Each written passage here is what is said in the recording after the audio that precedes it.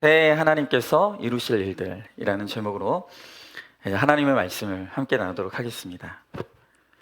여러분, 이제 몇 시간 후면 우리에게 새해가 다가옵니다. 그런데 이 새해를 앞둔 우리에게 주신 하나님의 말씀이 이 스바냐서입니다. 여러분도 다 아시다시피 이제는 제가 임의로 본문을 정해서 그렇게 설교하는 것이 아니라 우리는 늘 차례대로 읽는 이 큐티 말씀대로 그날 본문을 정해서 그렇게 하죠.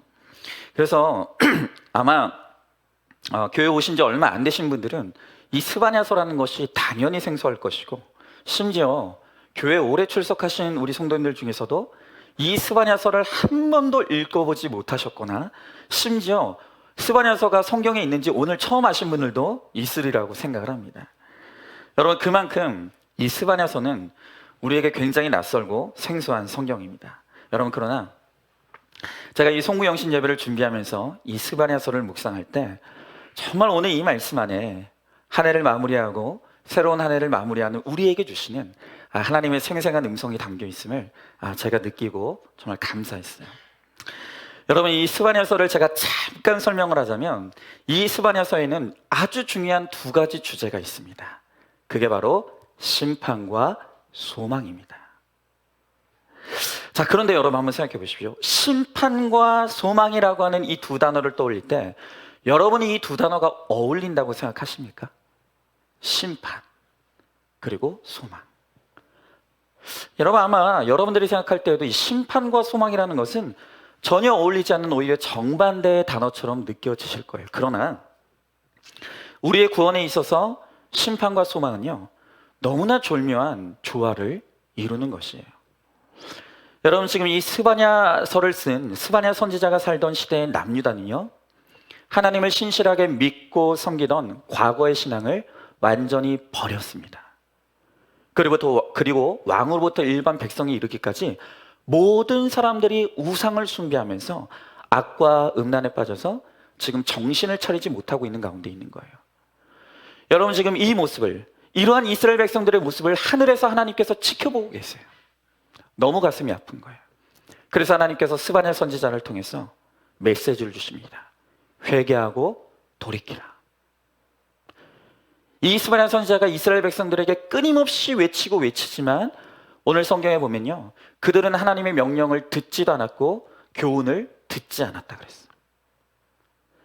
여러분, 이렇게 과거에 하나님을 신실하게 믿던 믿음을 버리고 우상을 숭배하며 죄악에 빠져 있는 그들에게 하나님이 아무리 외쳐도 그들이 듣지 않으니, 그래서 이제 드디어 하나님께서 최후의 수단으로 꺼내든 카드가 있었는데 그게 바로 심판이라는 거예요.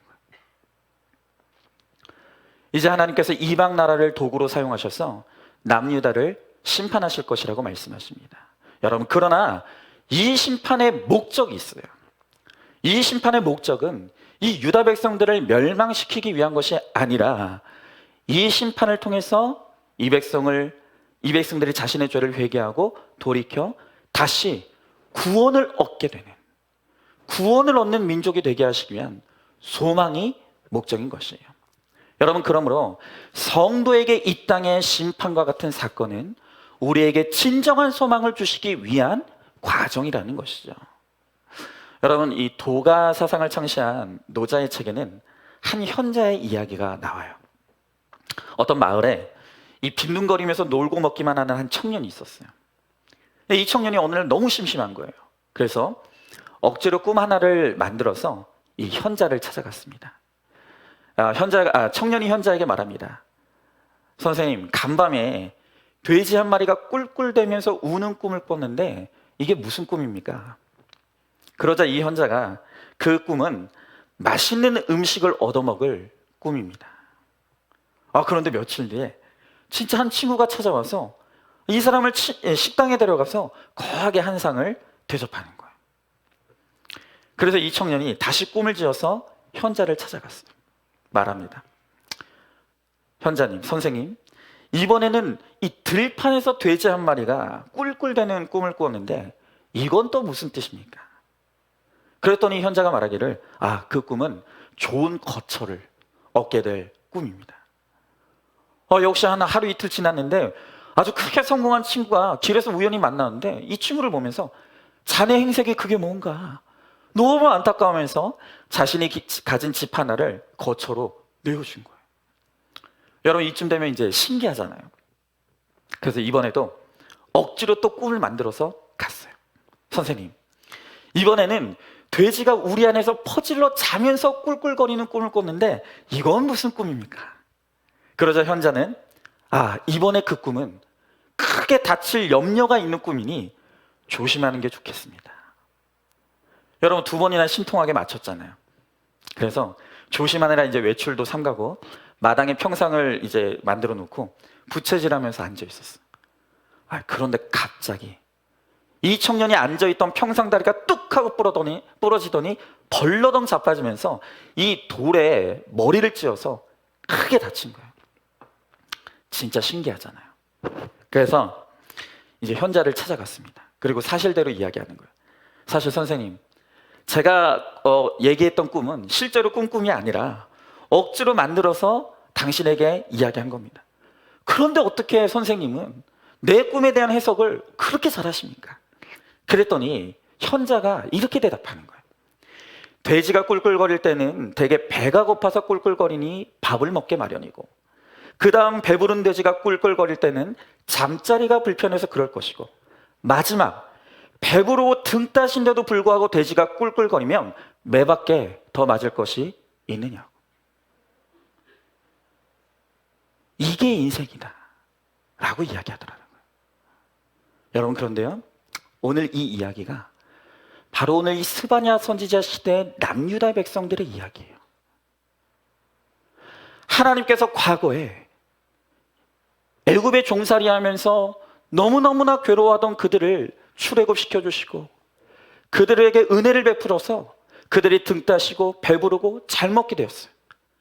그랬더니 그들이 하나님의 은혜를 감사하는 것이 아니라 하나님을 떠나서 우상 숭배하며 죄악 가운데 살아가더라는 거예요. 여러분, 그렇기 때문에 하나님께서 그들이 다시 죄악된 길에서, 죽음의 길에서 돌이켜 살게 하시기 위해서 이제 하나님께서 사랑의 매를 드실 수밖에 없는 거예요. 여러분도 잘 아시다시피 우리 교회 바로 옆에는 모텔이 있어요. 제가 이제 우리 교회를 이곳으로 이전하고 얼마 되지 않은 때였어요. 제가 한번 이제 교회 1층에 이제 밖으로 나갔는데 한 남자분도 딱 서 계시는 거예요. 뭐 모르는 분이었죠. 그런데 요 앞에 이제 우리 부동산 사장님이 지나가시다가 저희들을 갑자기 소개하면서 인사를 시키는 거예요. 여기는 우리 안산중앙교회 목사님이시고 여기는 모텔 사장님이라고. 모텔 사장님하고 저하고 만난 거예요. 여러분, 그래서 제가 먼저 다가가서 이제 우리 이웃 모텔 사장님한테 인사를 드렸어요. 저는 이 안산중앙교회 이 새로 건물로 이사 온 목사입니다. 잘 부탁드립니다. 그런데요, 이 모텔 사장님이 저한테 악수를 청하면서 뭐라고 말씀하시냐면 이렇게 말씀하시는 거예요. 나나 목사님이나 다 먹고 살자고 하는 일인데 수고하십시다. 그러시는 거예요. 여러분, 그런데요, 제가 그날 그 사장님의 말에 굉장히 중요한 걸 깨달았어요. 나나 목사님이나 다 먹고 살자고 하는 일인데 수고하십시오. 이 말을 듣는 순간 제가 너무너무 중요한 걸 깨달았는데 그게 뭐냐? 그저 인생의 목적이 먹고 사는 것이라고 한다면 저 모텔 사장님이나 나나 다를 것이 하나도 없는 인생이구나. 그날 그걸 깨달았어요. 그저 먹고 사는 게 인생의 전부라고 한다면 저 모텔 사장님이나 저나 뭐가 다르냐는 거예요. 다를 게 없는 거예요. 여러분, 오늘 저는 여러분들에게 꼭 묻고 싶어요. 여러분, 왜 사세요? 왜 사세요?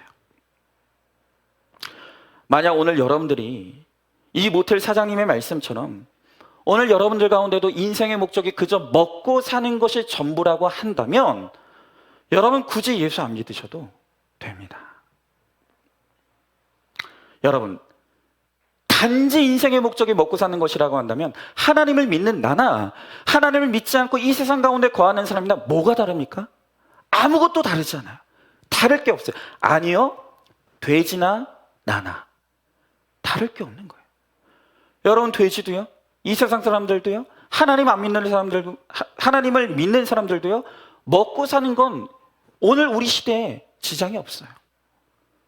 그러면 도대체 우리 인생에 왜 하나님을 믿어야 되냐? 하나님을 믿을 이유가 뭐냐는 거예요. 단지 먹고 사는 것이 인생의 전부라고 한다면 왜 우리가 이 시간 이 자리에 모여서 우리가 이 예배를 드려야 되는 거냐? 여러분, 하나님이 우리를 택하시고 구원하셨을 때는 우리가 시시하게 먹고 사는 것밖에는 인생의 목적이 없는 삶을 살다가 죽으라고 우리를 부르신 게 아니에요. 하나님께서 우리를 통해서 이루시고 싶은 일이 있어요. 하나님께서 우리를 통해서 이루시길 원하시는 새 일들이 있다는 거예요. 바로 그것을 알려주시고 그것을 이루시기 위해서 하나님께서 오늘 우리 한 사람 한 사람을 이 자리로 부르셨고 오늘 우리를 모이게 하신 거예요. 자, 여러분, 그렇다고 한다면 이 새해를 앞둔 이 시점에 하나님께서 우리를 통해 이루시고자 하는 그 일들이 무엇인가? 우리가 그것을 함께 나누기를 원하는 거예요. 자, 첫 번째로 하나님은요, 이 새해 교만한 자에게 겸손을 이루시기를 원하십니다. 자, 오늘 본문의 9절의 말씀에 보니까 그때 내가 여러 백성의 입술을 깨끗하게 하여 그들이 다 여호와의 이름을 부르며 한 가지로 나를 섬기게 하리니 그랬어요. 자, 오늘 여기 이 말씀에 보면 그때라는 말로 시작돼요. 여러분, 오늘 여기서 말하는 그때는 언제입니까? 그것이 바로 하나님께서 남유다 백성들을 심판하실 때요. 여러분, 제가 서두에 말씀드렸죠? 지금 이 남유다 백성들은 과거에 하나님을 신실하게 믿고 섬기던 믿음을 다 버려버렸어요. 그리고 우상을 숭배하면서 지금 죄악 가운데 살아가고 있는 거예요. 바로 그들에게 하나님의 심판이 임하면, 그때가 되면 하나님을 떠나 하나님을 찾지도 부르지도 않던 이 백성들이 다시 여호와의 이름을 부르며 하나님을 섬기게 된다는 거예요. 자, 그러면서 오늘 11절 말씀 보세요. 오늘 11절 말씀에 보니까 하나님 또 이렇게 말씀하십니다. 그때 내가 내 가운데서 교만하여 자랑하는 자들을 제거하여 내가 나의 성산에서 다시는 교만하지 않게 할 것입니다. 여러분, 지금 9절과 11절 똑같이 그때라는 말로 시작돼요. 그때가 언제라고요? 하나님의 심판이 임하면. 그러면 이번에는 어떤 일이 일어난다고요? 교만하여 자랑하는 자들이 다시는 교만하지 않게 된다는 거예요. 여러분, 지금 이 9절과 11절은 대꾸를 이루면서 하나로 연결된 문장이라고 할 수 있어요. 바로 그런 의미에서 여러분, 교만이 뭡니까? 여러분, 이 교만, 11절에 나오는 이 교만의 본질이 무엇인지를 9절과 연결지어서 생각해 보면 교만의 정의가 딱 나와요. 교만이 뭡니까? 교만은 하나님의 이름을 부르지도 않고 하나님을 섬기지도 않으면서 나는 하나님의 도움 없이도 얼마든지 내 힘으로 살 수 있다고 믿는 거, 그게 바로 교만이라는 거예요. 나는 하나님 필요 없어.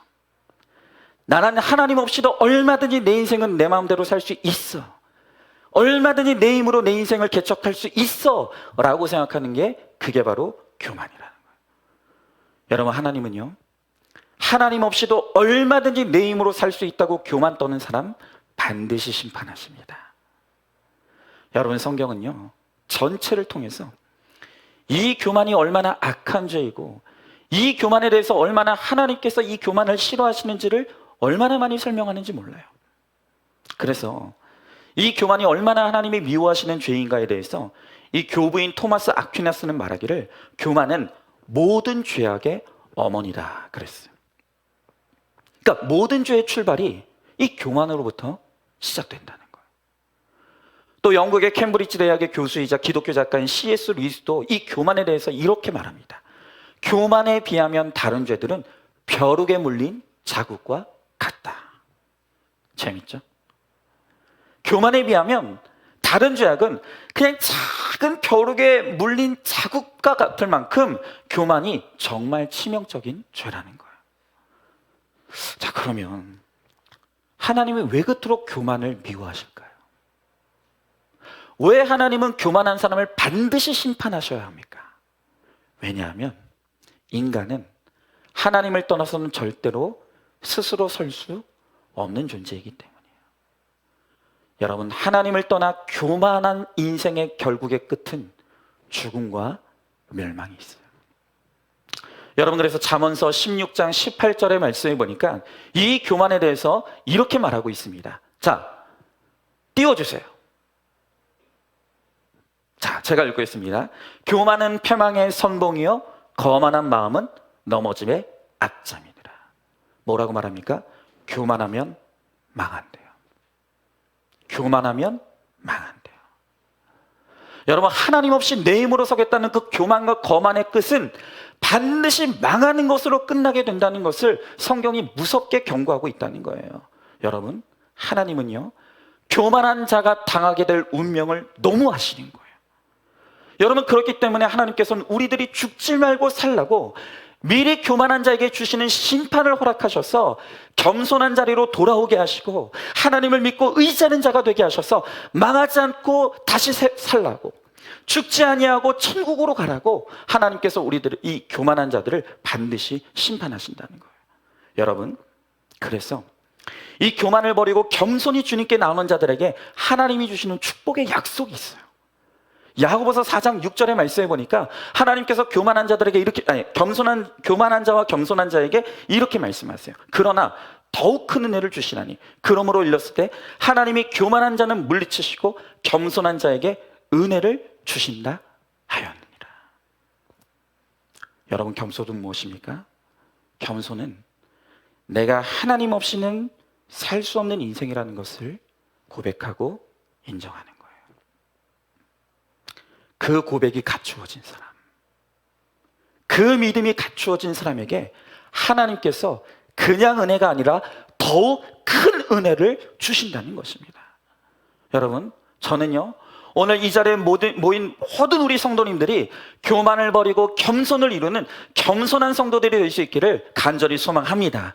여러분, 그래서 겸손한 자에게 주시는 더 큰 은혜가 다가오는 새해 여러분 모두에게 임하게 되기를 간절히 축복합니다. 네, 여러분, 그러나 저는요, 그 중에서도 특별히 누가 더 겸손을 이루어야 되는가? 저는 오늘 특별히 이 결혼을 앞두고 있는 우리 청년들, 비록 어리지만 저에게도 두 아들이 있어요. 정말 인생이 너무 빨리 지나가는 걸 생각하면 제 자녀들도 지금 비록 어리지만 정말 결혼할 날이 순식간에 다가올 것 같아요. 여러분, 저는요, 결혼을 앞두고 있는, 그리고 이제 갓 결혼한 우리 청년들, 저는 우리 청년들에게 반드시 교만을 버리라고 신신당부하고 싶어요. 여러분, 그러면 결혼을 하려는 사람들, 이제 막 결혼한 사람들이 교만하다는 것은 어떻게 하는 겁니까? 이런 거죠. 우리요, 잘 살 거예요. 열심히 살면 잘 살겠죠. 여러분, 이런 게 교만이에요. 여러분, 내가 열심히 살면 우리 가정이 잘 될 거다. 내가 열심히 살면 우리 가정이 좋은 가정이 될 거다 라고 생각하는 것이 교만이라는 거예요. 여러분, 그런 생각으로 결혼했다가 피본 이 생생한 증인들이 여기다 앉아 계시죠. 여기다. 여러분, 사실요, 결혼하는 커플들이 잘 살겠다고 그러고 잘 살아보겠다고 하는데 그게 뭐가 문제가 됩니까? 근데 여러분, 이 고백 속에 뭐가 빠졌습니까? 하나님이 없어요. 하나님이 없는 거예요. 하나님 없이도 우리 둘이 사이 좋으면, 우리 둘이 열심히 살면, 우리 둘만 잘 살면 그러면 우리 가정은 단단할 것이라고 믿는 것, 여러분, 이게 교만이라는 거예요. 하나님이 빠진 우리 둘만의 힘으로 이룰 수 있다는 게 교만이라는 것입니다. 여러분, 그러나 그것은 착각이에요. 인간이 다 100% 죄인인데, 여러분, 결혼이라는 건 사랑하는 두 사람이 만나는 게 아니에요. 결국 죄인과 죄인의 만남이에요. 죄인과 죄인이 만났는데 무슨 선한 게 나오겠습니까? 여러분, 연애와 결혼의 차이가 뭔지 아십니까? 연애와 결혼의 차이는 뭐냐? 연애는요, 두 사람이 보여주고 싶은 것만 보여주는 멜로드라마예요. 그럼 결혼은 뭐냐? 결혼은 서로의 모든 것이 여과 없이 드러나는 다큐멘터리예요. 여러분, 우리 청년들 반드시 기억하십시오. 지금 연애하는 분들이 있습니까? 지금 잘해주는 게 제일 잘해주는 거예요. 믿으십니까? 지금 잘해주는 게 제일 잘해주는 거예요. 결혼하잖아요? 다큐가 시작돼요. 연애 시절에는 꽁꽁 감추어 놨던 죄성들이 시간이 지나면 지날수록 막 튀어나오기 시작하는 거예요. 여러분, 그러니까 결혼만 했다 하면 속았다 속였다 하면서 죽도록 미워하고 싸우다가 결국 너무 많은 사람들이 이혼을 하는 거예요. 여러분, 올해 이제 저희 가정이 이제 사택을 얻어서 새로 이사를 가게 됐지 않습니까? 근데 이제 저희가 새로 이사간 빌라에 이제 제가 몇 달을 살아보니까 하나 깨닫게 된 거 있어요. 그게 뭐냐면, 제가 사는 빌라에 입주해 있는 입주민들이 너무 솔직해요.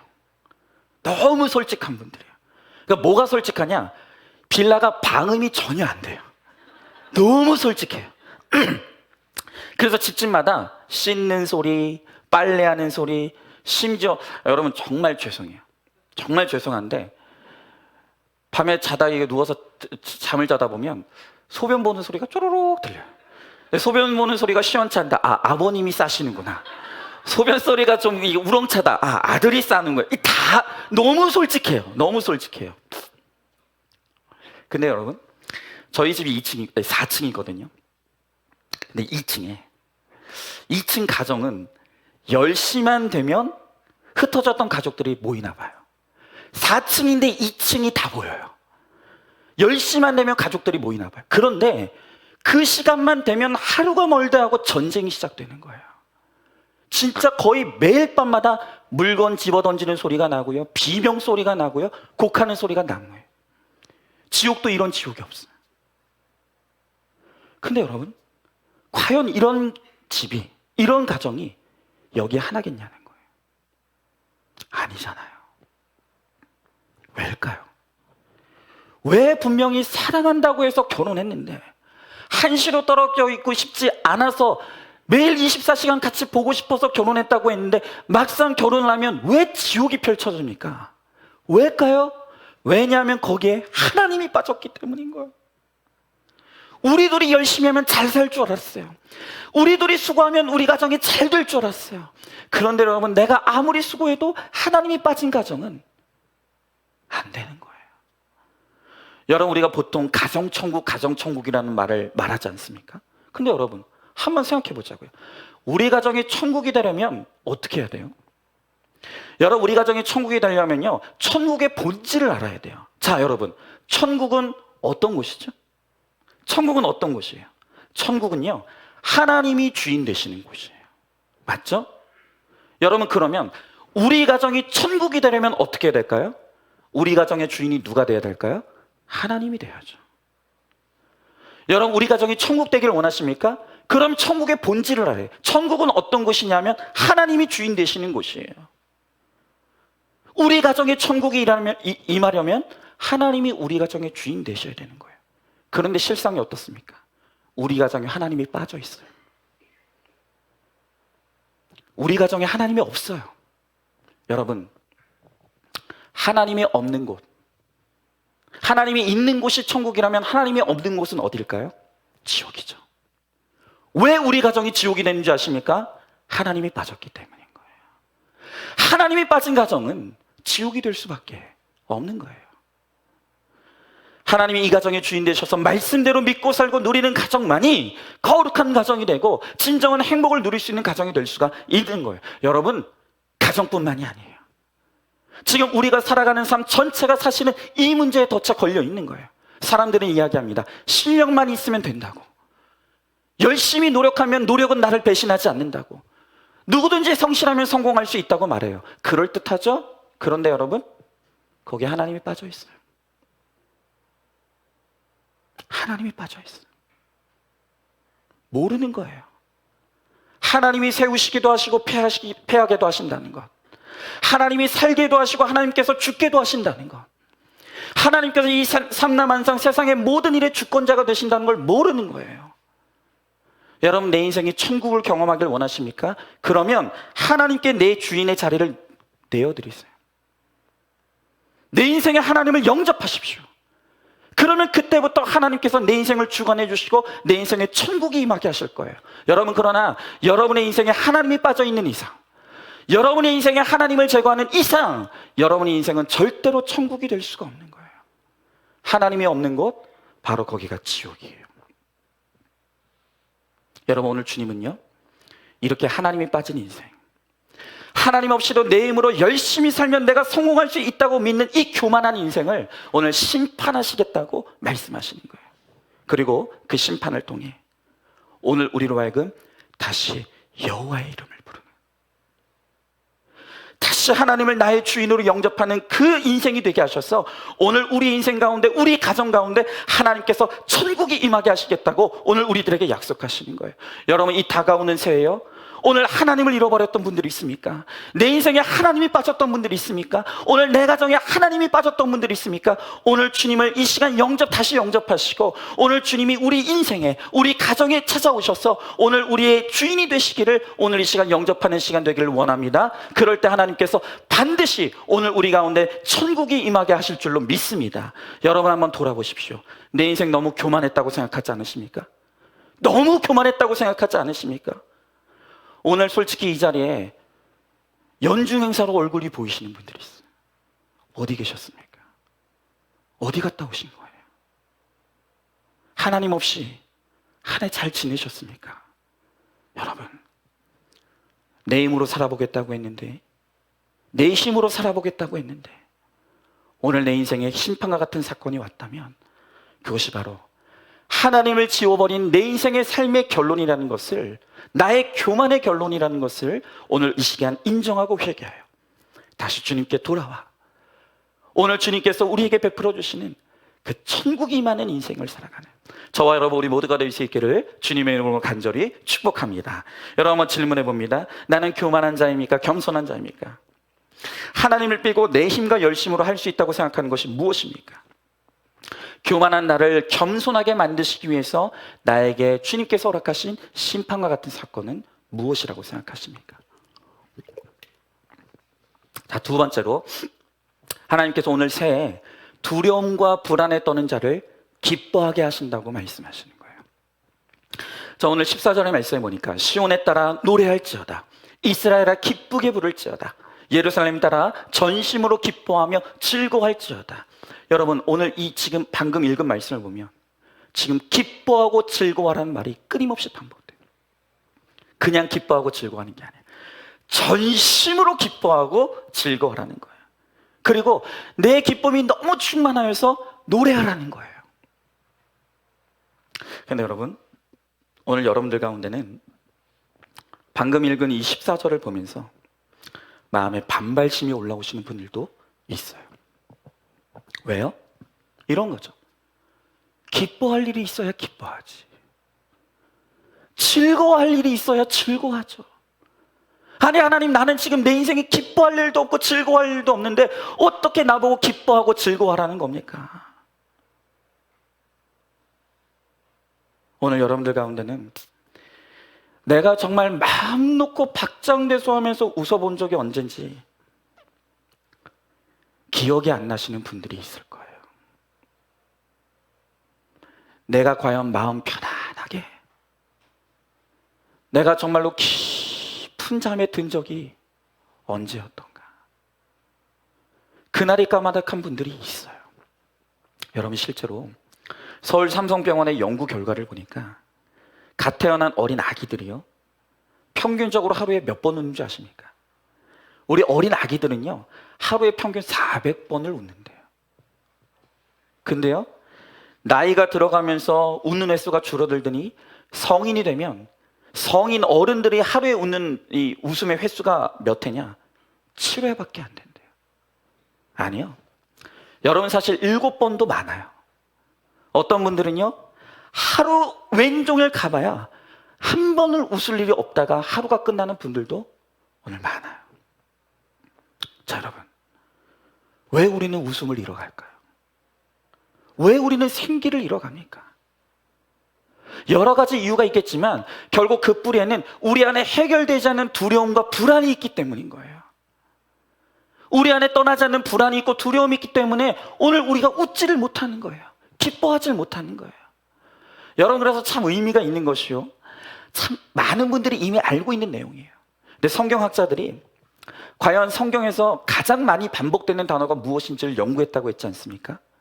그랬더니 우리가 생각할 때는 성경에 제일 많이 반복되는 단어가 하나님, 뭐 믿음, 아니면 사랑, 이런 단어들이 제일 많이 나올 줄 알았더니 세상에 성경에 가장 많이 기록된 단어는 바로 두려움이라는 단어였다는 거예요. 그것도 여러분, 성경에 이 두려움이라는 단어가 무려 몇 회가 나오냐면 365번이 나온다는 거예요. 이거 굉장히 의미 있지 않습니까? 성경의 두려움이라는 단어가 365번이 반복된다는 게 무슨 의미겠어요? 그만큼 우리는 두려워하고 있다는 거예요. 우리는 아침에 눈을 뜨면서부터 두려워할 수밖에 없는 문제들이 우리 가운데 쏟아져 들어온다는 거예요. 여러분, 그런데 오늘 성경은요, 이렇게 두려워할 수밖에 없는 우리가 두려워하지 않고 기뻐할 수 있는 비결이 있다는 거예요. 여러분, 오늘 우리가 방금 읽었던 말씀처럼 우리가 기뻐하고 전심으로 즐거워하고 내 기쁨이 너무 충만해서 나도 모르게 내 입에서 찬양이 흘러나오는 그런 인생을 살 수 있는 비결이 있다는 거예요. 궁금하지 않으세요?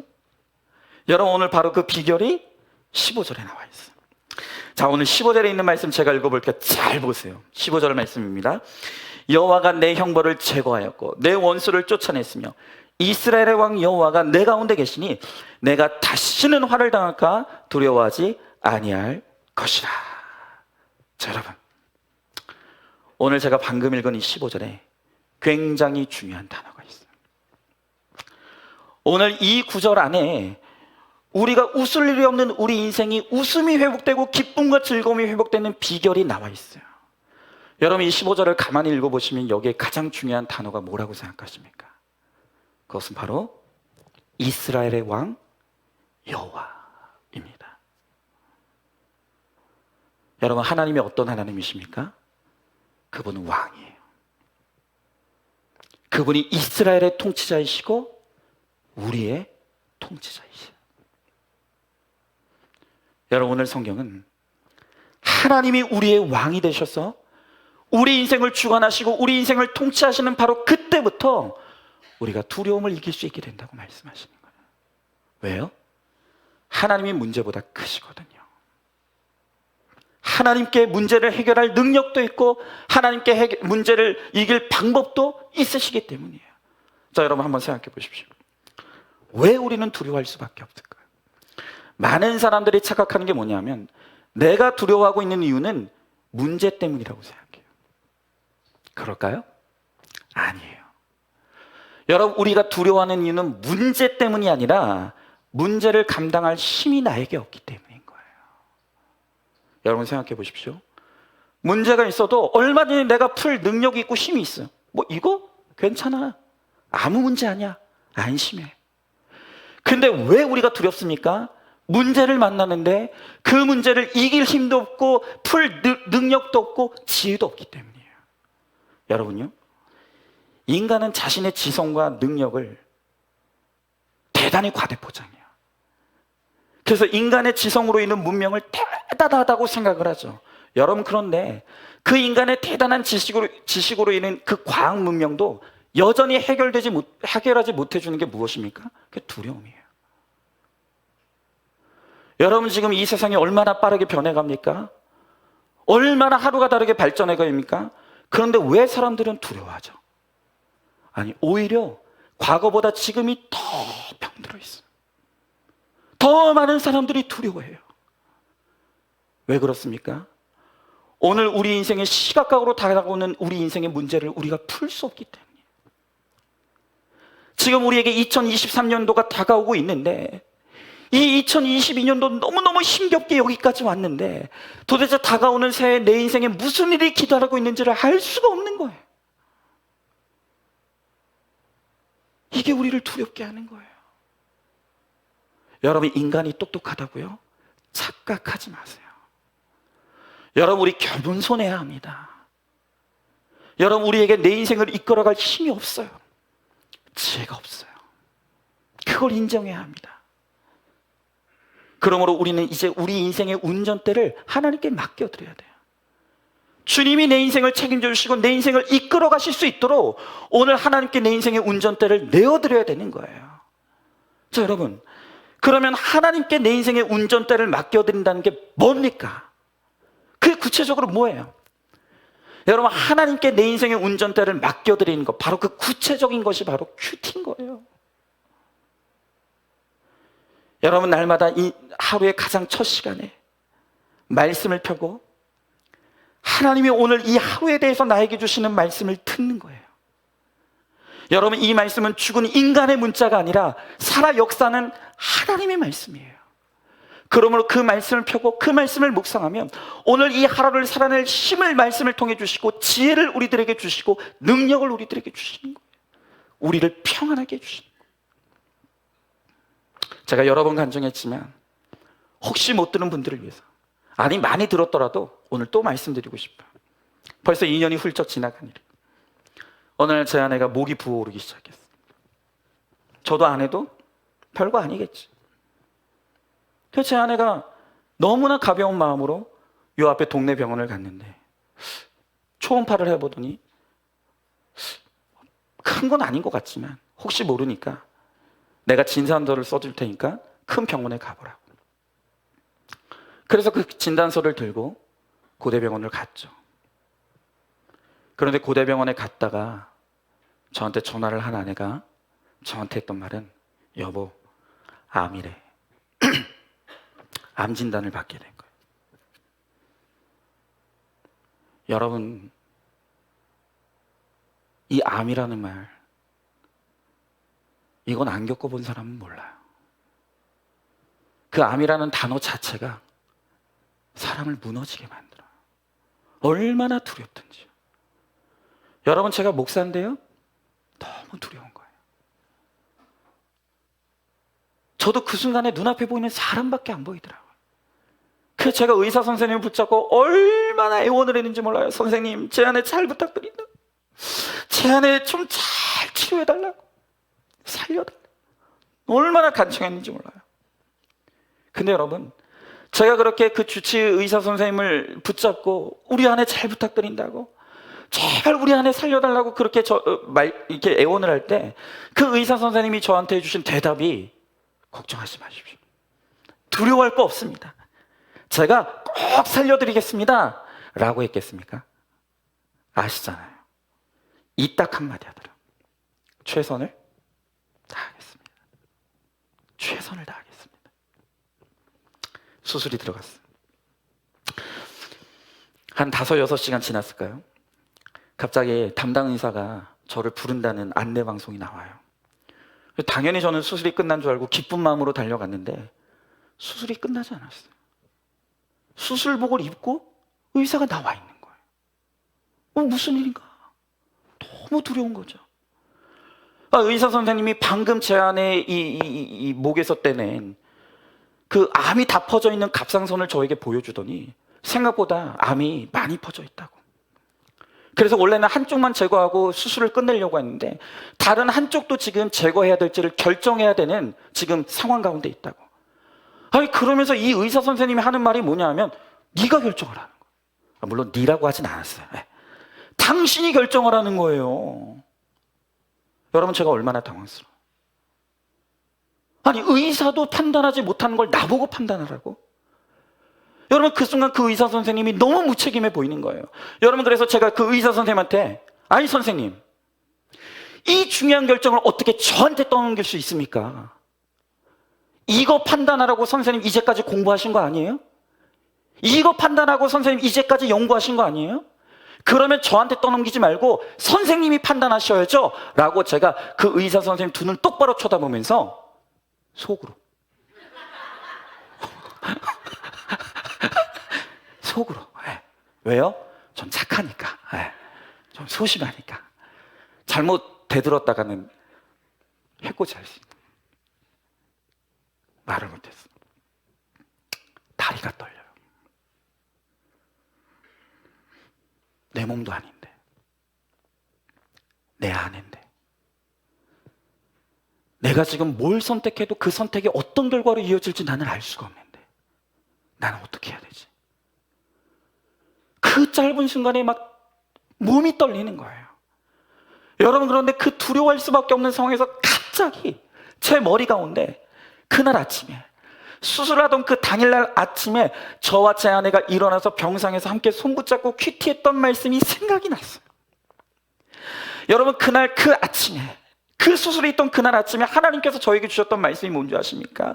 그 말씀이 이사야서 54장 4절 5절의 말씀이었어요. 제가 다시 읽어볼게요. 그날 제 아내와 제가 함께 병상에서 읽었던 말씀. 두려워하지 말라. 내가 수치를 당하지 아니하리라. 놀라지 말라. 내가 부끄러움을 보지 아니하리라. 내가 내 젊었을 때의 수치를 잊겠고 과부의 때의 치욕을 다시 기억함이 없으리니 이는 너를 지으신 이가 내 남편이라.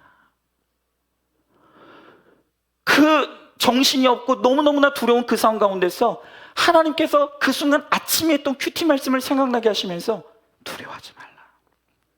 네가 수치를 당하지 않을 것이다. 네가 부끄러움을 보지 않을 것이다. 그리고 그 무엇보다도 그 순간 저에게 너무너무나 힘이 되었던 말씀. 하나님이 제가 아닌 하나님께서 제 아내의 남편이 되어주시겠다. 여러분 그 순간요, 제가 제 아내의 남편 되시는 하나님을 영접했어요. 하나님, 이 시간 내 아내를 우리 주님께 맡깁니다. 주님, 저는 제 아내를 책임질 수가 없습니다. 저 의사도 제 아내를 책임질 수 없다고 말합니다. 하나님, 이 시간 내 아내를 주님께 맡깁니다. 주님께서 책임져 주십시오. 제가 그 순간 제 아내를 하나님께 맡기며 내 아내의 남편 되어 주시겠다고 하시는 그 하나님을 제가 영접했어요. 그 순간 제 마음이 얼마나 평안하든지 믿음이 생기는 거예요. 맞아요. 그 순간만큼 하나님께서 제 아내의 남편이셨어요. 그러니까 제 안에 무슨 믿음이 생기냐면, 아, 하나님이 책임져 주시겠구나. 나는 내 선택에 어떤 결과가 있을지 모르겠지만, 내가 이룰 이 선택에 어떤 일들이 이루어질지 모르겠지만 하나님이 내 아내의 남편이시니 하나님께서 내가 어떤 선택을 하더라도 하나님이 책임져 주시겠구나. 여러분, 그래서 그 확신이 생기니까 담대해지는 거예요. 그럼 어차피 하나님이 책임져 주실 것인데, 그러면 이왕이면 이후의 삶에 덜 지장이 없는 그런 선택을 하는 게 맞지 않겠습니까? 그래서 제가 의사 선생님한테, 선생님, 그럼 한쪽 그냥 살려주십시오. 그냥 남겨주십시오. 그리고 몇 달 전에 정기검진을 갔더니 의사 선생님이 그렇게 말씀하시더라고요. 깨끗합니다. 그때 그 선택하신 게 너무너무 좋은 선택 같았습니다. 의사 선생님이 그렇게 말씀하시더라고요. 제가 속으로 그랬죠. 속으로. 배신자. 네. 속으로.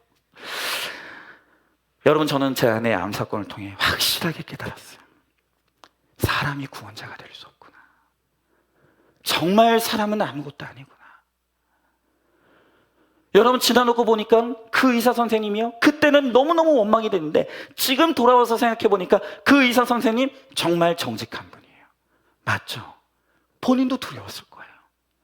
본인도 수많은 이 지식을 배웠고 수없이 공부했고 많은 환자들을 만났지만 그 순간 내가 어떤 선택을 해야 이 환자에게 좋은 건지 그 선생님도 알 수가 없는 거예요. 두려웠을 거예요. 그러니 그 선택을 저한테 떠넘길 수밖에 없었죠. 여러분, 이게 인간이에요.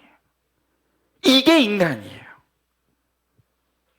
여러분, 저는요, 지금 하나님을 믿으면 아프지 않고 건강하다 이 말씀 드리는 게 아니에요.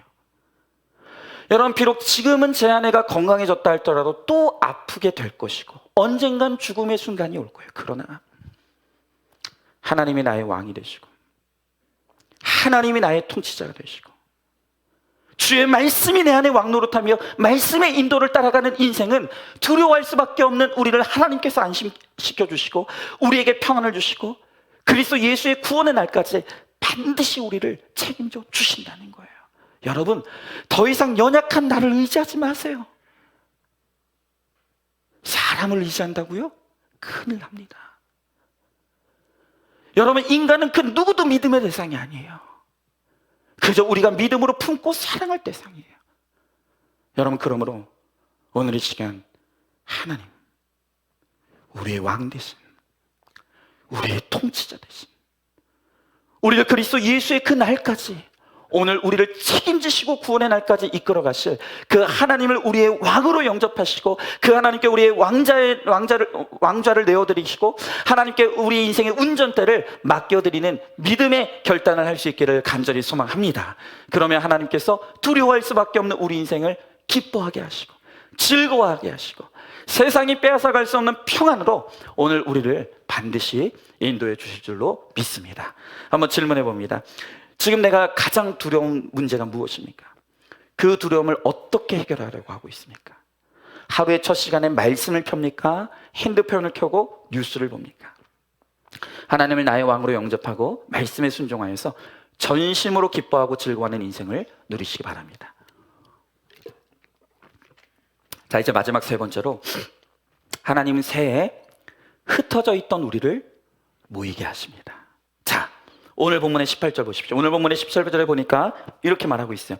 내가 절기로 말미암아 근심하는 자들을 모으리니. 또 20절 보세요. 내가 그때 너희를 이끌고 그때 너희를 모을지니.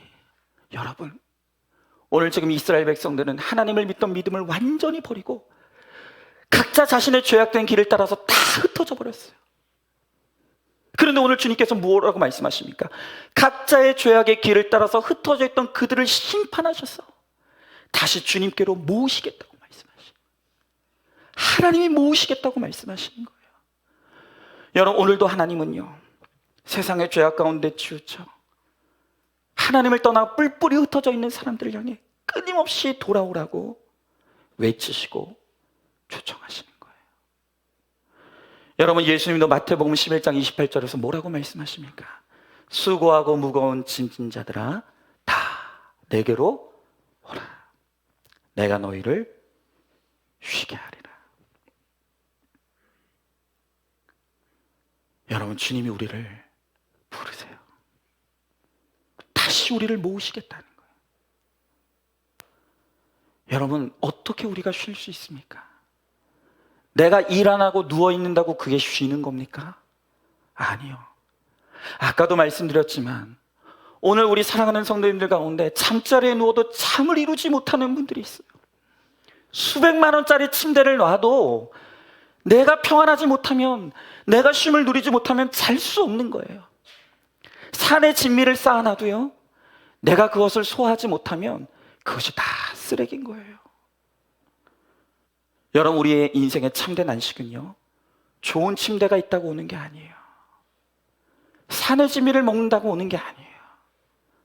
여러분, 진정한 안식은 예수님을 만나야 누릴 수가 있는 거예요. 여러분, 누가복음에 보면 그 유명한 탕자 이야기가 나오잖아요. 어느 날 한 아들이 아버지가 죽을 때 주실 유산을 요구하면서 자유를 외치며 떠나갔어요. 그런데 그 아버지를 떠난 아들에게 기다리고 있었던 것은 자유가 아니라 방황인 거예요. 받은 유산을 가지고 흥청망청 놀고 먹고 마셨어요. 돈이 있을 땐 걱정 없었어요. 건강할 때는요, 아버지가 기억나지 않았어요. 근데 여러분, 어느 날 흥청망청 그렇게 먹고 놀다 보니까 가진 것들 다 허비하고 남은 것이 아무것도 없게 되었다 그랬어요. 돈을 잃어버렸어요.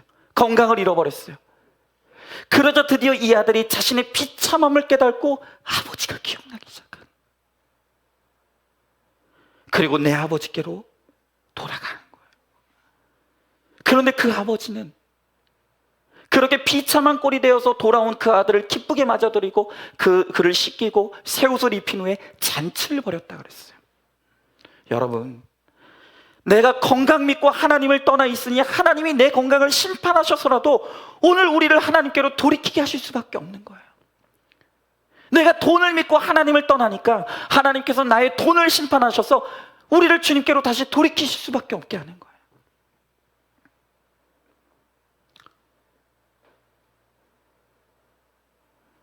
하나님께서 오늘 여러분 한 사람 한 사람을 기다리고 계시는 거예요.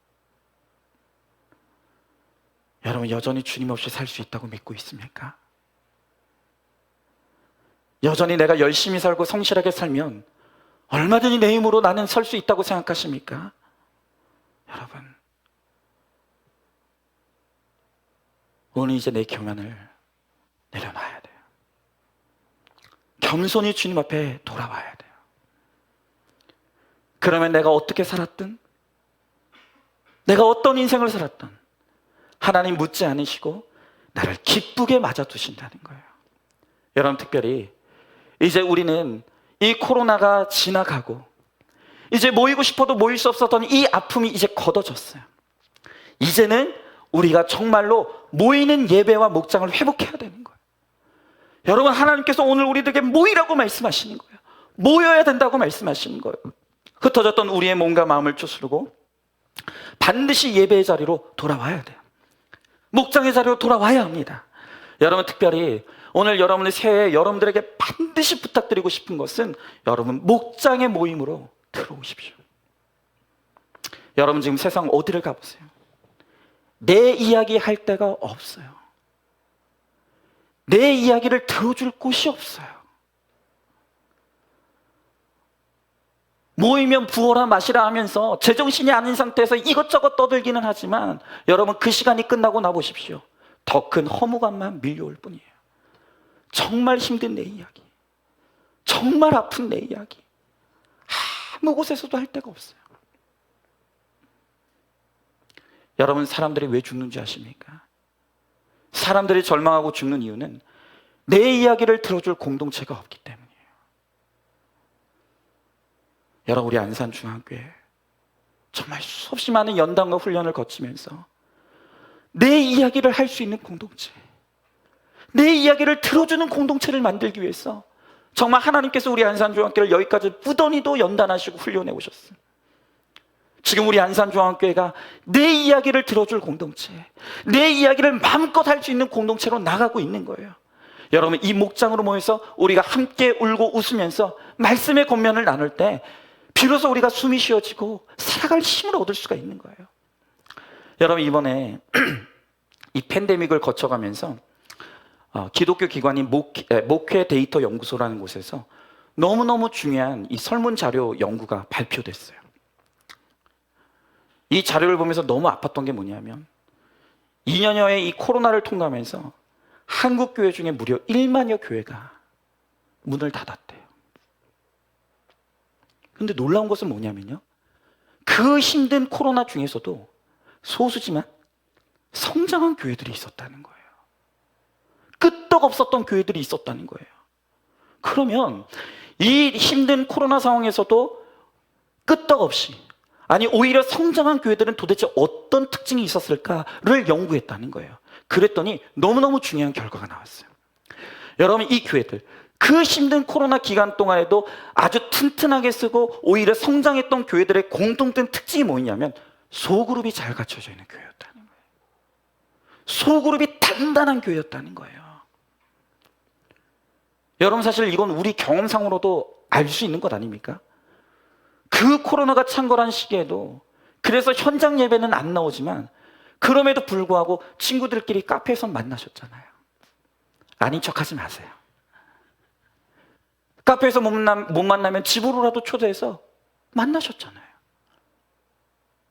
여러분, 사람들은요 아무리 무서운 상황이라고 하더라도 내 이야기를 하고 싶고 내 이야기를 들어줄 공동체를 사모하는 거예요. 목마름이 있는 거예요. 그래서 그 힘든 와중에서도 공동체를 유지하고 공동체를 지키고 있었던 이 소그룹을 지키고 있었던 교회들은 오히려 성장했다는 거예요. 그리고 이 연구소의 연구 결과 중에, 연구 내용 중에 또 하나 눈길을 끄는 게 있었어요. 그게 뭐냐? 그러면 그 다양한 연령층 중에 어떤 연령이 더 소그룹을 원하는가? 이걸 조사해 봤대요. 자, 여러분 한번 생각해 보세요. 여러분이 생각할 때는 20대와 60대 중에 어느 연령이 더 소그룹을 원할 것 같습니까? 어느 연령이요? 20대요? 60대요? 뱀 쫓는다 소리 하지 마시고. 네? 이러지 마시고. 어느 연령이 더 원할까요? 연구 결과는 놀라웠어요. 조사를 해봤더니 어느 연령층에서 더 소그룹을 원하는 것이 아니라 20대와 60대가 똑같이 소그룹에 대한 갈망이 있었다는 거예요. 아니, 오히려 우리 젊은이들은 내가 출석하는 교회의 가장 중요한 만족 이유를 우리 청년들은요, 목사님의 설교에서 찾는 게 아니라 진정한 사귐과 교제를 원하더라는 거예요. 오히려 청년들이 목사님 설교를 통해 은혜 받는 게 아니라 진정한 사귐과 교제를 원하더라는 거예요. 어쩐지 우리 청년들이 제 설교를 절대 안 듣더라고요. 이제 이유를 알았어요. 여러분, 이 진정한 교제와 사귐을 가능하게 하는 것, 이게 소그룹인 거예요. 이게 목장인 거예요. 여러분, 세상에 사모임 가십시오. 사교 모임 가보십시오. 동창 모임 가보세요. 거기서 정말 내 힘든 이야기 털어놓을 수 있던가요? 정말로 내 얕은 이야기 털어놓을 수 있던가요? 아니요, 못해요. 오히려 섣부르게 내 이야기를 털어놨다가 그것이 소문이 되고 그것이 퍼져나가서 그것 때문에 상처받았던 일들이 얼마나 많습니까? 안 되는 거예요. 여러분, 정말 우리 안산중앙교회는요, 진짜 내 눈물을 보여줄 수 있는 공동체, 진짜 내 아픔을 보여줄 수 있는 공동체, 함께 울 수 있고 함께 웃을 수 있는 그런, 허물없이 함께 나눌 수 있는 그런 공동체를 이루기를 소망하는 거예요. 그리고 그 안에서 말씀으로 내 고난을 해석받고 함께 권면받으면서 함께 거룩과 구원을 이루어갈 수 있는 공동체, 바로 그것이 우리 안산종합교회가 꿈꾸는 공동체이고, 하나님께서 우리 안산종합교회를 바로 그러한 공동체로 지금 세워가고 계시는 거예요. 여러분, 이제 한 해 얼마 남지 않았습니다. 새해가 다가옵니다. 오늘 주님께서 뭐라고 말씀하십니까? 모으시겠다는 거예요. 모으시겠다는 거예요. 그간 이런저런 이유로 하나님을 떠나고 예배를 떠나서 각자의 삶의 자리로 떠나있던, 죄악의 자리에 빠져있던 오늘 우리를 하나님께서 심판과 같은 사건을 통해서 반드시 모으시겠다는 거예요. 모으셔서 소망이 있는 공동체로, 소망 있는 인생으로 하나님께서 반드시 우리를 세우시겠다는 거예요. 여러분, 심판을 두려워하지 마십시오. 그 심판을 통해서 우리에게 소망 있는 인생이 되기를 원하시는 하나님의 그 사랑과 열심을 여러분들이 깨닫기를 원해요. 여러분, 그래서 오늘 제가 마지막으로, 오늘 이 말씀에서 가장 중요한 말씀이에요. 오늘 이 심판들의 사건을 통해서 이 새해 하나님께서 우리를, 하나님을 찾는 인생, 교만했던 우리를 겸손하게 만드시겠다고 말씀하시고, 이제는 왕이신 하나님을 영접하게 하시겠다고 말씀하시고, 이제는 흩어졌던 우리를 모으시겠다고 말씀하시는 거예요. 그리고 그것을 통해서 하나님께서 우리들에게 이루시기를 원하시는 결론이 무엇입니까? 그것이 바로 오늘 본문 스바냐 3장 17절의 말씀이에요. 오늘 스바냐 3장 17절에 있는 말씀 좀 띄워주시고, 우리 다 같이 결론으로 하나님께서 그 수많은 심판의 사건들을 통해서 하나님이 우리를 통해서 어떤 일을 이루시길 원하시는지, 우리 마지막으로 스바냐서 3장 17절에 있는 말씀 우리 다 같이 한 목소리로 함께 읽고 마치도록 하겠습니다. 우리 다 같이 읽겠습니다. 시작. 너의 하나님 여호와가 너의 가운데 계시니 그는 구원을 베푸실 전능자이시라. 그가 너로 말미암아 기쁨을 이기지 못하며 너를 잠잠히 사랑하시며 너로 말미암아 즐거이 부르시며 기뻐하시리라 하시더라. 아멘. 하나님께서 우리 인생을 통해서요, 기쁨을 받기를 원하신다고 하십니다.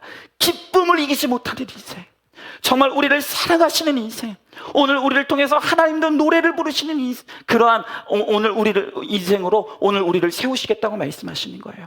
여러분, 오늘 하나님의 이 소망의 말씀을 받으시고 오늘 말씀대로 이제 우리의 교만을 내려놓고 겸손의 자리로 돌아오시고, 이제는 정말 하나님을 나의 왕으로 온전히 영접하시고, 이제 흩어졌던 우리의 모든 자리에서 일어나서 말씀이 있는 이 공동체 안으로 돌아오시고 모이셔서 우리를 통해 기쁨을 이기지 못하시고 우리를 잠잠히 사랑하시며 우리로 인하여서 기쁨의 노래를 부르시는 그 하나님의 기뻐하시는 인생, 하나님이 영광 받으시는 인생을 살아가는 저와 여러분, 우리 모두가 될 수 있기를 주님의 이름으로 축복하고 축복합니다. 아멘. 오늘 이 시간 우리 말씀을 기억하면서 우리 찬양하고 기도하기 원합니다. 오늘 은혜, 오늘 이 찬양 우리 같이 찬양하고 우리 기도하기 원하는데요. 여러분, 정말 이 한 해 너무 어려웠지 않습니까? 이제 코로나 좀 끝난다 싶더니 전쟁이 터져서 너무 어려워요. 지금 새해가 기쁘지만은 않아요. 어쩌면 올해보다 새해가 더 어려울 수 있다는 그런 전망들이 나오고 있어요. 여러분, 그러나 두려워하지 마십시오. 세상이 다 두려워도 하나님이 붙잡으시는 인생, 하나님이 이끌어가는 인생은 하나님이 책임져 주신. 여러분, 여기까지 우리가 서 있는 것도 하나님의 은혜 아닙니까? 내 힘으로 왔다고 생각하십니까? 아니요. 우리의 힘으로 절대로 이 위기를 넘길 수 없었어요. 내가 깨달지 못할 때에도 하나님이 우리를 시마다 때마다 지키시고 보호하시고, 졸지도 주무지도 아니하시고 오늘을 우리를 여기까지 인도하셨기에 여기 우리가 있는 거예요. 그렇습니다. 모든 것이 주의 힘입니다. 하나님, 이 한 해가 주의 은혜였듯이 다가오는 새해도 주의 은혜에 의지합니다. 주의 은혜에 내 인생을 부탁합니다. 주님, 우리를 붙잡아 주시고 주님께 의지하오니, 주님께 맡기오니 주님 나를 책임져 주시옵소서. 오늘 이 시간 우리 소망하는 마음으로 이 찬양 우리 같이 찬양하겠습니다.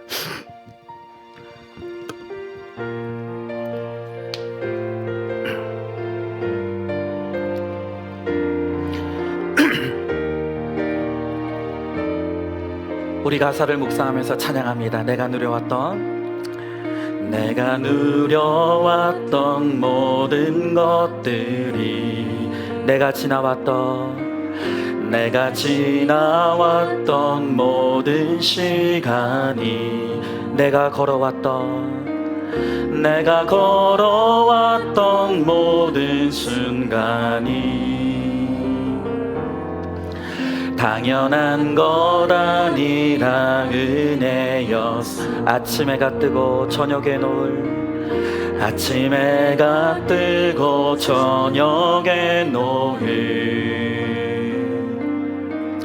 봄의 꽃향기와 가을의 열매, 변하는 계절의 모든 순간이 당연한 것 아니라 은혜여. 아멘. 모든 것이 은혜,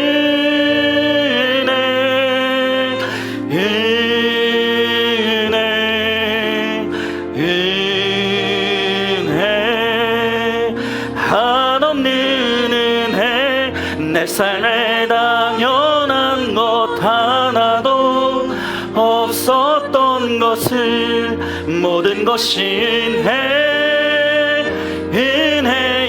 2절 찬양합니다. 내가 이 땅에 태어나 사는 것, 어린아이 시절과 지금까지 숨을 쉬며 살며 꿈을 꾸는 당연한 것이 아닙니다. 당연한 것 아니라 은혜였소. 아멘. 내가 하나님의 자녀로 살며 오늘 찬양하고 예배하는 복음을 전할 수 있는 축복이 당연한 것 아니라 은혜야. 아멘. 모든 것이 은혜,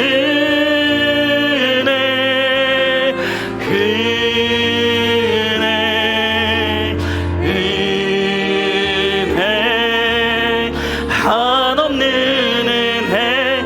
내 삶에 당연한 것 하나도 없었던 것을 모든 것이 은혜여. 여러분, 오늘 이 시간 우리 한 해를 한번 돌아보기를 원합니다. 정말 힘들었습니다. 정말 많은 눈물을 흘렸고 너무너무 아팠고 정말로 두려움으로 잠을 이룰 수 없었던 시간들이 있었습니다. 나는 모르지만 하나님은 그 순간 가운데 나와 함께 하셨고 한 번도 나를 떠난 적이 없습니다. 여러분, 내 힘으로 여기까지 온 게 아닙니다. 정말 하나님의 은혜가 없었으면 오늘 우리가 여기 있지 못합니다. 이 시간 다시 한번 우리 겸손하길 원합니다. 하나님, 내가 너무 교만했습니다. 내가 하나님 없이도 얼마든지 살 수 있다고 생각했지만 하나님 없는 나의 인생은 너무 공허했고 너무 두려웠고 너무 힘들었습니다. 평안과 안식이 없었습니다. 주님, 다시 주님께 돌아갑니다. 은혜의 자님 주님께 다시 돌아갑니다. 오늘 우리를 받아주시고 주의 은혜 안에서 우리가 다시 한번 새 힘을 얻을 수 있도록 이 한 해를 살아갈 시간을 우리들에게 허락해달라고 우리 간절히 소망하는 마음으로 1절 다시 한번 찬양하고 우리 한번 기도하기 원합니다.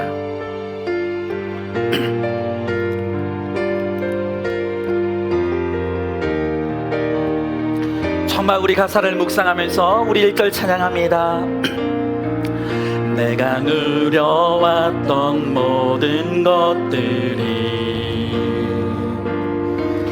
내가 지나왔던 모든 시간이,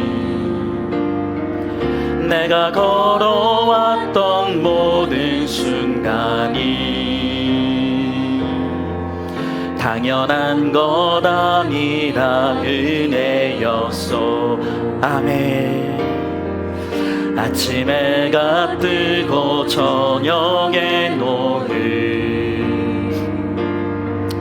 봄의 꽃향기와 가을의 열매, 변하는 계절의 모든 순간이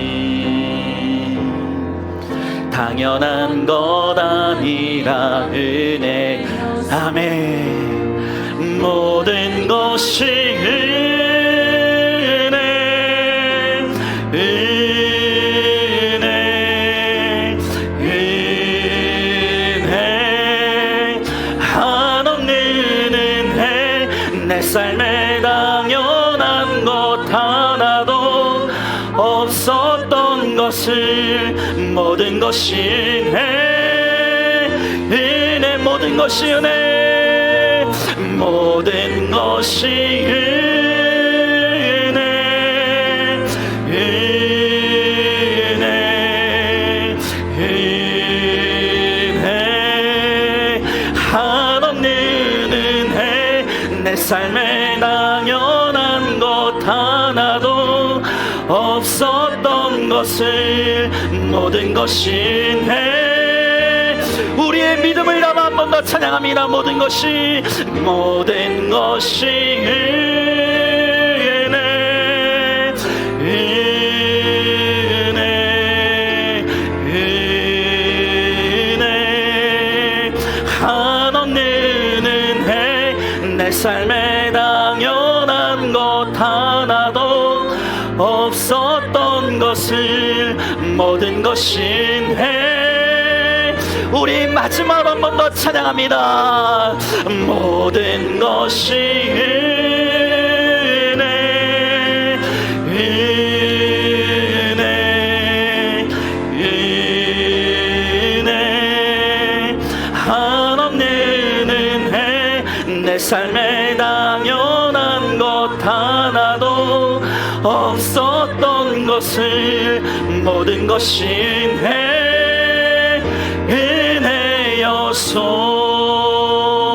여러분, 이 시간 우리 한번 회개하길 원합니다. 우리 너무 교만했습니다. 하나님이 빠진 내 인생은 지옥이 될 수밖에 없는데 나는 하나님이 없이도 내 힘으로 살 수 있다고, 내가 열심히 살면, 내가 성실하게 살면, 내가 땀 흘리면 나는 얼마든지 내 힘으로 살 수 있다고 믿었던 오늘 우리의 모든 교만을 하나님이 심판하시겠다고 말씀하십니다. 오늘 우리 인생에 기쁨이 사라졌습니다. 오늘 하나님이 없는 우리 인생에 웃음이 없습니다. 오늘 이 시간 우리 하나님 겸손하게 이 시간 주님 앞에 나가겠습니다.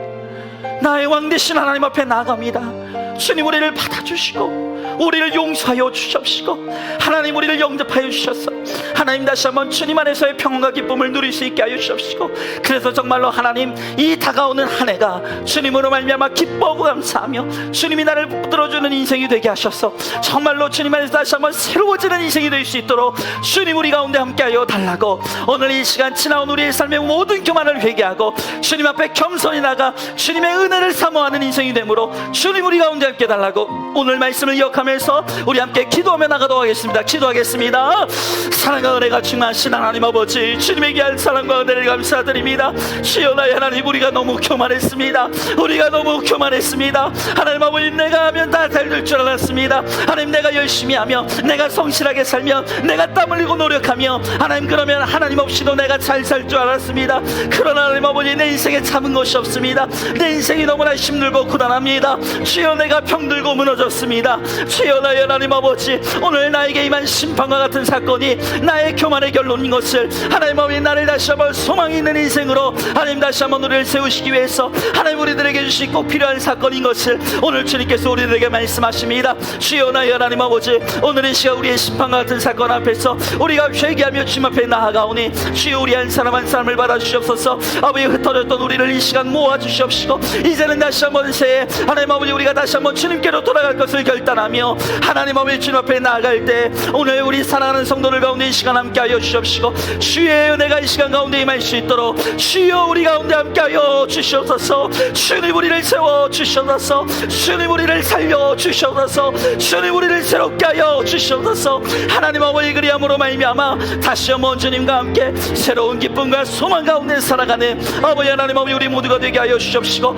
다가오는 새해 하나님 주님으로 말미암아 하나님 아버지, 우리가 소망을 품고 아버지 승리하며 나갈 수 있도록 주여 나의 하나님 아버지, 우리 가운데 함께하여 주시옵소서. 하나님, 우리 한 사람 한 사람을 기억하여 주시옵소서. 주님 도와 주시옵소서. 믿습니다. 아멘. 하나님, 이 시간 주님 주신 말씀 앞에서 우리가 회개합니다. 우리가 너무 교만했습니다. 우리가 너무 교만했습니다. 모든 것이 주의 은혜였는데 내가 조금 이룬 것이 마치 내가 노력하고 남들보다 더 수고하고 남들보다 더 땀 흘려서 이룬 나의 것이라고 여기면서 나는 하나님 없이도 얼마든지 살 수 있다고 우리가 교만을 떨었습니다. 하나님, 그러나 하나님 없는 우리의 인생은 결코 설 수 없고 하나님이 빠진 우리의 인생은 지옥이 될 수밖에 없습니다. 그러하기에 주님은 오늘 죄 가운데 흩어진 소망이 없는 우리 인생을 다시 소망을 회복하시고 우리를 살리시기 위해 오늘 우리 인생의 심판의 사건을 통하여서 이제는 흩어진 우리를 모으시고 돌아오라 말씀하시며 오늘 너로 인하여서 기뻐하며 내가 잠잠히 너를 사랑하며 내가 너에게 소망을 주기를 원한다고 주님 말씀하십니다. 주님, 오늘 이 시간 이 말씀이 나를 향한 하나님의 음성인 것을 오늘 우리 모두가 깨닫게 하여 주시옵소서. 그래서 우리의 모든 교만함이 깨어지고 겸손히 주님 앞에 나가 왕 되신 주님 앞에 엎드리며 그 주님을 기쁨으로 영접하며 이 다가오는 새해 주님께 나의 인생의 모든 것을 맡겨드리므로 주님이 내 인생을 책임져 주시며 우리 인생, 우리의 가정이 주님으로 말미암아 소망이 있는 인생, 기쁨과 평안이 있는 인생이 되는 하나님 놀라운 축복이 임하는 우리 모두가 되게 하여 주시옵소서. 믿음으로 오늘 이 말씀을 받으며 믿음으로 오늘 이 시간 하나님을 영접하는 사랑하는 모든 성도들 가운데 반드시 이 말씀대로 이루어지는 역사가 이루어질 줄 믿사오며 사랑이 많으신 우리 예수님 이름 받들어 기도드리옵나이다. 아멘. 네, 은혜와 하나님의 사랑과 성령의 교통하심이 오늘 여기에 있는 모든 사랑하는 성도님들, 또 미처 이곳에 모이지 못했지만 각자의 가정에서 오늘 이 말씀을 듣고 예배하는 우리 모든 성도들 가운데 주님 함께 하시고 역사하시며 또한 주님께서 기뻐하시는 오늘 우리 인생이 될 줄 믿사오며 사랑이 많으신 우리 예수님 이름 받들어 기도드리옵나이다.